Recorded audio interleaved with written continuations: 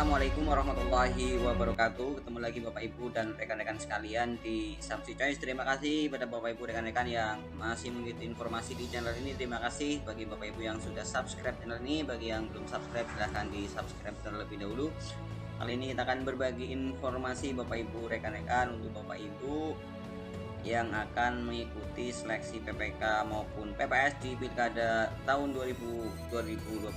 Kita akan berbagi latihan soal CAT dan jawabannya ya. Ini adalah video bagian keempat. Bagi Bapak Ibu yang belum mengikuti video bagian ke-1 sampai 3, silahkan linknya saya bagikan di deskripsi video ini, silahkan bisa ditonton. Terima kasih, langsung saja kita akan mulai dari soal yang pertama. Dan sekali lagi bagi yang belum subscribe silahkan di subscribe terlebih dahulu. Terima kasih.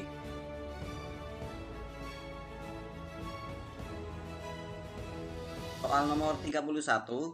Untuk soal nomor 1 sampai 30 ada di video 1 sampai 3. Linknya saya taruh di deskripsi video ini.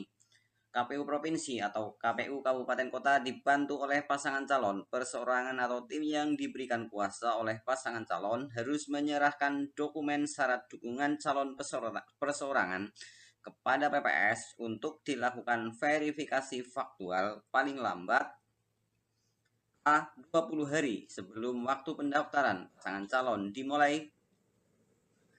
B. 28 hari sebelum waktu pendaftaran pasangan calon dimulai.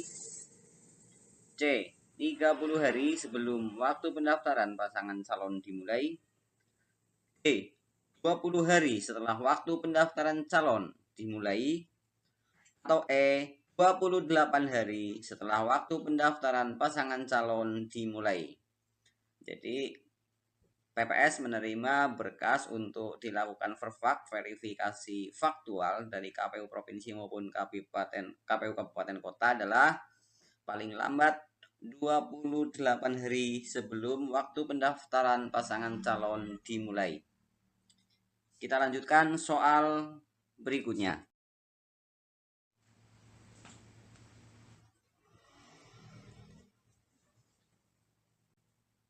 Nomor 32. Dalam melakukan pemutakhiran data pemilih yang bersumber dari daftar pemilih tetap pemilihan umum terakhir dengan mempertimbangkan DP4 yang dilakukan oleh PPS harus selesai selama 10 hari, B 14 hari, E 15 hari, D 20 hari, atau E 30 hari. Jadi PPS melakukan pemutakhiran data dari daftar pemilih yang diterima dari KPU Kabupaten Kota atau melalui PPK-nya harus selesai selama pemutakhiran data harus selesai selama 14 hari. Jadi PPS dalam melakukan data pemutakhiran data awal itu harus selesai selama 14 hari. Kita lanjutkan soal berikutnya, nomor 33.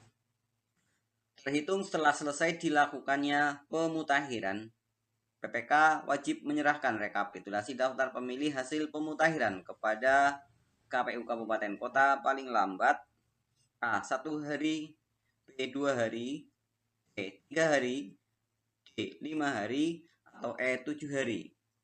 Setelah selesai dilakukan pemutakhiran, maka PPK melakukan rekapitulasi di tingkat kecamatan dan setelah itu wajib disampaikan kepada KPU paling lambat 3 hari. Jadi jawabannya C. Kita lanjutkan soal berikutnya. Nomor 34. Terhitung sejak jangka waktu penyusunan daftar pemilih tetap berakhir, PPS wajib mengumumkan DPT yang sudah ditetapkan paling lambat A 1 hari, B 2 hari, C 3 hari, D 5 hari, atau E 7 hari. DPT yang sudah ditetapkan wajib diumumkan oleh PPS paling lambat 2 hari sejak waktu penyusunan daftar pemilih tetap berakhir dan tentu saja sudah ditetapkan. Kita lanjutkan soal nomor 35. Daftar pemilih tetap DPT wajib ditetapkan paling lambat 14 hari sebelum hari pemungutan suara, B. 15 hari sebelum hari pemungutan suara, B. 20 hari sebelum hari pemungutan suara, B. 28 hari sebelum hari pemungutan suara, atau E. 30 hari sebelum hari pemungutan suara. Dihitung dari hari pemungutan suara atau tanggal pemungutan suara, DPT wajib ditetapkan paling lambat. Ya, jawabannya 30 hari sebelum hari pemungutan suara itu DPT sudah harus ditetapkan. Selanjutnya nomor 36. Sekali lagi bagi rekan-rekan yang belum subscribe channel ini, silahkan di subscribe terlebih dahulu ya. Silahkan tekan bola loncengnya agar rekan-rekan akan menerima notifikasi ketika kita upload video terbaru berikutnya. Selanjutnya nomor 36. Dalam hal terdapat penduduk yang memiliki hak pilih tetapi belum terdaftar dalam daftar pemilih tetap atau DPT, maka yang bersangkutan dalam menggunakan hak pilihnya di hari pemilihan A. Tidak bisa menggunakan hak pilih karena belum terdaftar di DPT. B. Menggunakan hak pilih dengan menunjukkan KTP elektronik. C. Menggunakan hak pilih dengan menunjukkan kartu keluarga. D. Menggunakan hak pilih dengan menunjukkan SIM. Atau E. Menggunakan hak pilih asal membawa identitas. Untuk pemilih yang belum terdaftar, maka ketika memilih harus menunjukkan KTP elektronik. Menggunakan hak pilih dengan menunjukkan KTP elektronik. Jadi jawabannya yang B. Soal berikutnya. Nomor 37. Berikut ini pernyataan yang salah mengenai pemilih yang tidak terdaftar di daftar pemilih tetap akan tetapi menggunakan hak pilih dengan menggunakan eKTP, yaitu A. Hanya dapat memilih di TPS yang berada di RT atau RW sesuai eKTP. B. Lebih dahulu mendaftar kepada KPPS agar dimasukkan daftar pemilih tambahan.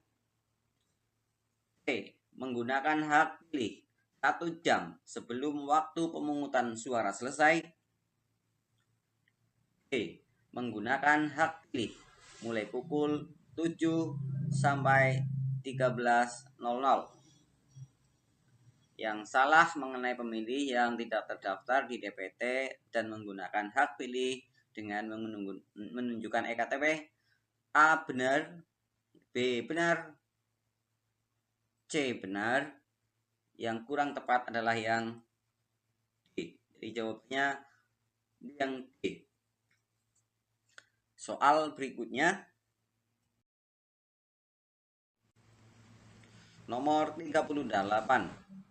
Berikut ini adalah jenis kampanye yang tidak dapat didanai dari dana APBD, yaitu A. Debat publik atau debat terbuka antar pasangan calon. B. Penyebaran bahan kampanye kepada umum. C. Pemasangan alat peraga. D. Iklan media massa dan media massa elektronik. Atau E. Pertemuan tatap muka dan dialog. Jenis kampanye yang tidak dapat difasilitasi oleh KPU dan menggunakan dana APBD adalah, ya, jawabannya yang E. Pertemuan tatap muka dan dialog. Karena di sini dilakukan oleh peserta atau partai yang bersangkutan. Kita lanjutkan soal berikutnya. Nomor 39. Alat peraga kampanye harus sudah dibersihkan paling lambat 1 hari sebelum hari pemungutan suara. B. 2 hari sebelum hari pemungutan suara. C. 3 hari sebelum hari pemungutan suara. D. 4 hari sebelum hari pemungutan suara. Atau E. 5 hari sebelum hari pemungutan suara. Alat peraga kampanye harus sudah dibersihkan paling lambat 3 hari sebelum hari pemungutan suara. Jawabannya yang C. Soal berikutnya.